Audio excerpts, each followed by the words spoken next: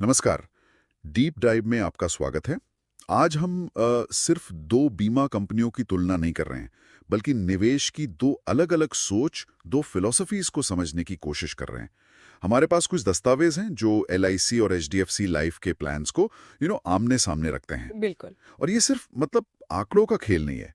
एक सोच है कि जल्दी और शायद थोड़ा ज्यादा रिटर्न मिल जाए, और दूसरी सोच है वो जिंदगी भर की सुरक्षा और एक विरासत तैयार करना। आज हम इसी की गहराई में उतरेंगे। हाँ, तो आज का हमारा मकसद साफ है, इन जटिल सी दिखने वाली पॉलिसीज को आसान बनाना, ताकि सुनने वाले ये समझ सकें कि उनके लिए कौन सी सोच, कौन सा रास्ता ज्यादा सही है। जी। तो चलिए पहली तुलना से शुरू करते हैं।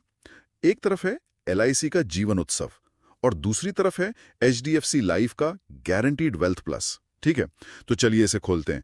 जब कोई इन दोनों प्लान्स को देखता है तो सबसे पहली और मोटी बात क्या है जो इन्हें एक दूसरे से अलग करती है?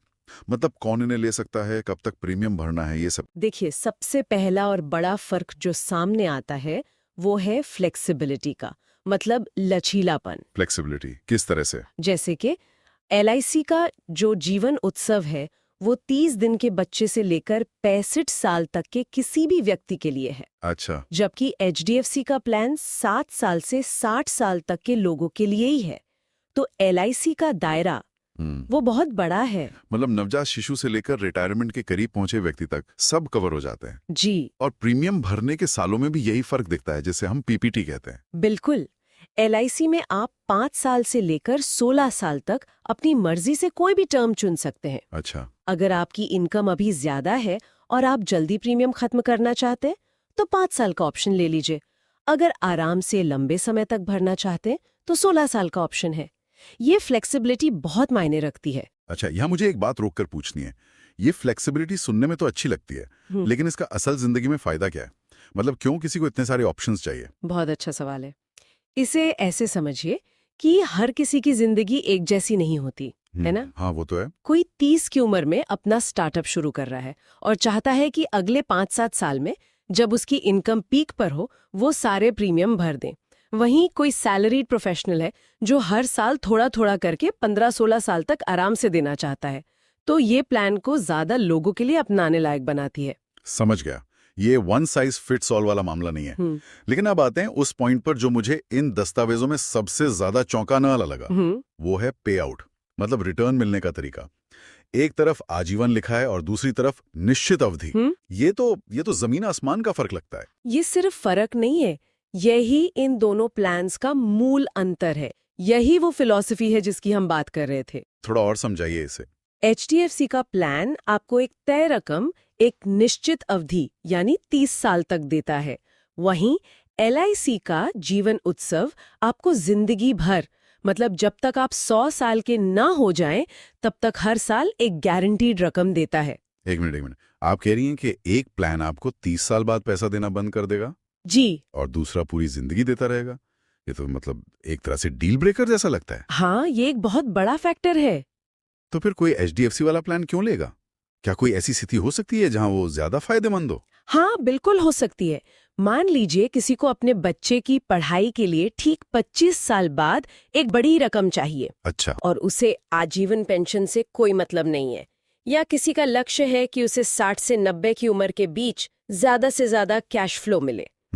उस केस में जहां एक निश्चित समय के लिए ज्यादा रिटर्न की जरूरत हो, एचडीएफसी का प्लान आकर्षक लग सकता है। अच्छा, शॉर्ट टर्म गोल बनाम लॉन्ग टर्म सुरक्षा की लड़ाई है ये। बिल्कुल। लेकिन अगर आपका लक्ष्य एक ऐसी इनकम स्ट्रीम बनाना है जो कभी बंद ना हो, जो बुढ़ापे में आपकी सुरक्षा करे, तो फिर आजीवन का कॉन्सेप्ट ज्यादा मायने रखता है। समझ गया। आप चलिए अब इन प्लान्स के साथ मिलने वाले एड ऑन्स या राइडर्स की बात करते हैं। इनमें क्या फर्क है? यहाँ भी एक दिलचस्प अंतर है। एलआईसी के प्लान में 3 कमाल के एड ऑन ऑप्शंस हैं, जिन्हें हम राइडर्स कहते हैं। पहला है एक्सीडेंटल बेनिफिट, हादसे में अतिरिक्त कवर। जी। दूसरा है टर्म राइडर, जो बहुत कम प्रीमियम पर आपके बीमा कवर को काफी बढ़ा देता है। और तीसरा, जो शायद बच्चों के लिए सबसे जरूरी है, वो है प्रीमियम वेवर बेनिफिट यानी पीडब्ल्यूबी। ये क्या चीज है? पीडब्ल्यूबी एक सुरक्षा कवच की तरह है, खासकर जब आप अपने बच्चे के लिए पॉलिसी लेते हैं। इसका मतलब है कि अगर प्रीमियम भरने वाले माता या पिता के साथ भगवान न करे कोई अनहोनी हो जाती है, हाँ, तो भविष्य के सारे प्रीमियम माफ कर दिए जाते हैं। लेकिन पॉलिसी बंद नहीं होती, बच्चे को उसके सारे लाभ समय पर मिलते रहते हैं। अरे वाह, ये तो बहुत बड़ी मानसिक शांति देता है। जी, और दस्तावेजों के मुताबिक ये राइडर LIC में है, पर HDFC के इस प्लान में नहीं है। ये तो वाकई एक बहुत बड़ा फर्क है। अब जरा नंबर्स पर आते हैं, क्योंकि असली कहानी तो वहीं छिपी होती है ना। बिल्कुल। यहाँ एक उदाहरण है। एक 30 साल का व्यक्ति 10 साल तक हर साल लगभग 2 लाख रुपए का प्रीमियम भरता है, तो उसे मिलता क्या है? देखिए, अगर हम सिर्फ सालाना मिलने वाली रकम देखें तो HDFC का प्लान थोड़ा ज्यादा देता है, 1,95,880 रुपए, और LIC का प्लान थोड़ा कम देता है, 1,77,500 रुपए। पहली नजर में HDFC बेहतर लगता है। हाँ, लगभग 18,000 रुपए सालाना ज्यादा। ये तो कोई भी कहेगा कि HDFC बेहतर है। लेकिन अगर हम पूरी जिंदगी के रिटर्न को जोड़ें, तो क्या तस्वीर पूरी तरह बदल जाती है? बिल्कुल, यहीं पर वो आजीवन वाला कॉन्सेप्ट अपना जादू दिखाता है। HDFC आपको 30 साल तक पैसे देगा, ठीक है। जिससे कुल रिटर्न लगभग 58,76,000 रुपए बनता है। 58 लाख, ठीक है। वहीं LIC आपको जिंदगी भर पैसे देगा। अगर हम ये मानकर चलें कि व्यक्ति 100 साल तक जीता है, तो LIC के प्लान से कुल रिटर्न 1,27,80,000 रुपए से भी ज्यादा होता है। क्या? एक मिनट, ये तो दुगने से भी ज्यादा का फर्क है। ये तो चौंकाने वाला है। जी, और इसमें एक और चीज शामिल है जिसका जिक्र इन दस्तावेजों में है, गारंटीड एडिशंस। ये गारंटीड एडिशंस क्या है? इसे थोड़ा आसान भाषा में समझाइए। इसे ऐसे समझिए कि ये एक तरह का फिक्स्ड बोनस है। आपकी पॉलिसी एक गुल्लक की तरह है।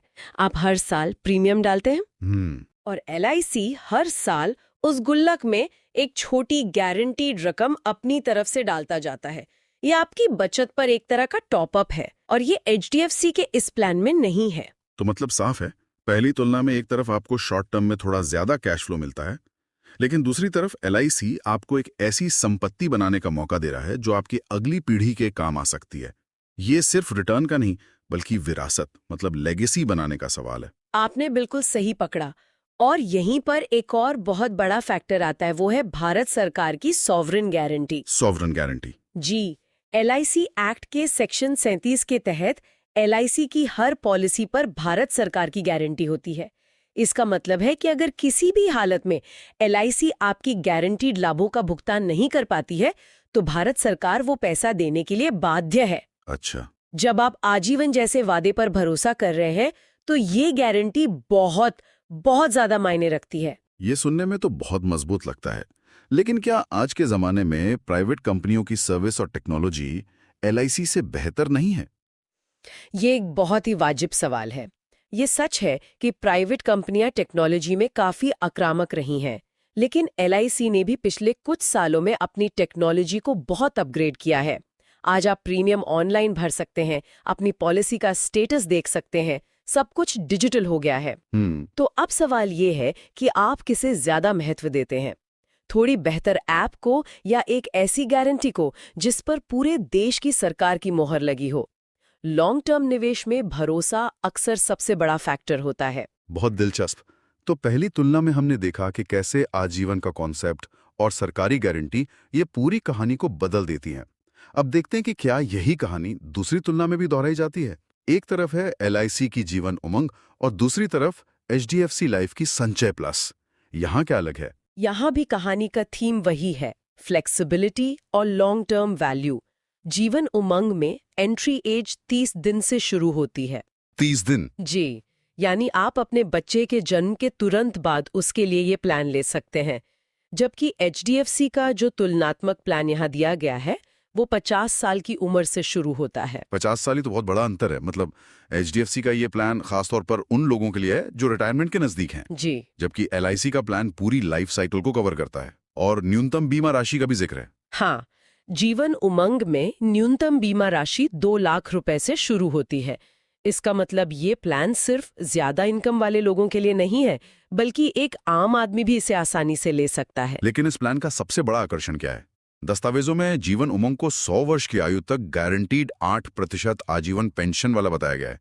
ये 8% किस चीज का है? ये 8% आपकी बीमा राशि का है। जैसे ही आपके प्रीमियम भरने की अवधि खत्म होती है, LIC आपको हर साल आपकी बीमा राशि का 8% देना शुरू कर देता है। हर साल? जी, हर साल। और ये आपको 100 साल की उम्र तक मिलता है। ये एक तरह से आपकी पर्सनल गारंटीड पेंशन स्कीम बन जाती है। और 100 साल की उम्र पर यानी मैच्योरिटी पर क्या होता है? क्या पेंशन बंद हो जाती है? नहीं, मैच्योरिटी पर आपको एक बड़ी रकम मिलती है। इसमें आपकी मूल बीमा राशि, इतने सालों में जमा हुआ बोनस और एक फाइनल एडिशनल बोनस यानी FAB शामिल होता है। अच्छा। दस्तावेज इसे पूंजी संपत्ति निर्माण या कैपिटल एसेट क्रिएशन कहते हैं। आसान भाषा में ये प्लान सिर्फ आपको पेंशन नहीं देता, बल्कि आपके लिए एक बड़ी प्रॉपर्टी या एसेट भी बनाता है। और इसकी तुलना में HDFC का संचय प्लस मैच्योरिटी पर क्या देता है? दस्तावेज के मुताबिक HDFC के इस प्लान में मैच्योरिटी पर सिर्फ आपके द्वारा भरे गए कुल प्रीमियम की वापसी होती है। क्या सिर्फ प्रीमियम की वापसी? एक तरफ आपको बीमा राशि, बोनस सब कुछ मिल रहा है और दूसरी तरफ सिर्फ आपका भरा हुआ पैसा वापस। ये तो फायदे के मामले में जमीन आसमान का फर्क है। हाँ, ये निवेश के दो बिल्कुल अलग दर्शनों को दिखाता है। HDFC का प्लान एक तरह से सेफ गेम खेल रहा है कि आप जो देते हैं वो वापस ले लीजिए, साथ में कुछ रिटर्न भी। जी। जबकि LIC का जीवन उमंग एक वेल्थ क्रिएशन टूल की तरह काम कर रहा है। वो आपके पैसे को समय के साथ बढ़ाकर एक बड़ी संपत्ति में बदल रहा है। चलिए इसकी भी एक सैंपल गणना देखते हैं।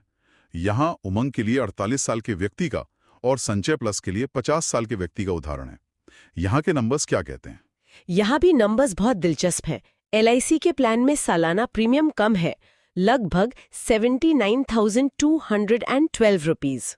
ठीक है। जबकि HDFC के प्लान में ज्यादा है, 1 लाख रुपया। मतलब आप कम पैसा देकर शुरू कर रहे हैं और रिटर्न? शॉर्ट टर्म में HDFC का सालाना पे आउट ज्यादा है, 1,05,833 रुपए, जबकि LIC का 80,000 रुपए है।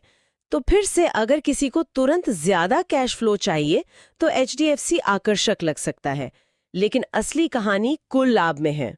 तो कुल लाभ में कितना अंतर आता है? HDFC प्लान में कुल रिटर्न मतलब सालाना पे आउट और प्रीमियम की वापसी मिलाकर लगभग 49,04,000 रुपए बनता है। 49 लाख? जी। अब LIC जीवन उमंग को देखिए।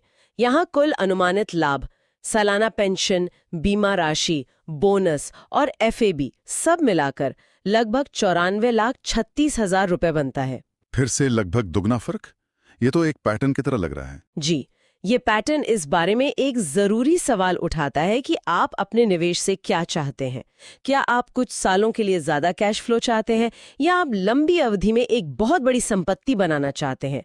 HDFC का प्लान एक स्प्रिंट की तरह है, तेज लेकिन छोटी दौड़। LIC का प्लान एक मैराथन की तरह है जो धीरे धीरे आपको एक बहुत बड़े लक्ष्य तक पहुंचाता है। तो अगर हम इस पूरी चर्चा का सार निकालें तो क्या कहेंगे? दोनों तुलनाओं में हमारे सामने जो दस्तावेज हैं वो लगातार ये दिखा रहे हैं कि LIC के प्लान ज्यादा फ्लेक्सिबिलिटी, आजीवन लाभ और अंत में एक बहुत बड़ा कुल भुगतान ऑफर कर रहे हैं। यहाँ आकर्षक बात यह है कि LIC के प्लान्स की बनावट ही लॉन्ग टर्म वैल्यू बनाने पर केंद्रित है। गारंटीड एडिशंस, बोनस, आजीवन आय, ये सब मिलकर समय के साथ चक्रवृद्धि ब्याज मतलब कंपाउंडिंग का जबरदस्त असर पैदा करते हैं। उनकी तुलना में प्राइवेट प्लान्स की संरचना अक्सर ज्यादा सरल होती है, जैसे प्रीमियम की वापसी या एक निश्चित अवधि का रिटर्न। वो शायद समझने में आसान लगते हों, लेकिन लंबी अवधि में वेल्थ क्रिएशन का मौका खो देते हैं। तो आखिर में चुनाव इस बात पर आ जाता है कि आपका फाइनेंशियल लक्ष्य क्या है? एक तय समय के लिए प्रिडिक्टेबल इनकम या एक संभावित रूप से बहुत बड़ा जिंदगी भर चलने वाला लाभ जो एक संपत्ति के तौर पर अगली पीढ़ी को भी दिया जा सकता है? बिल्कुल।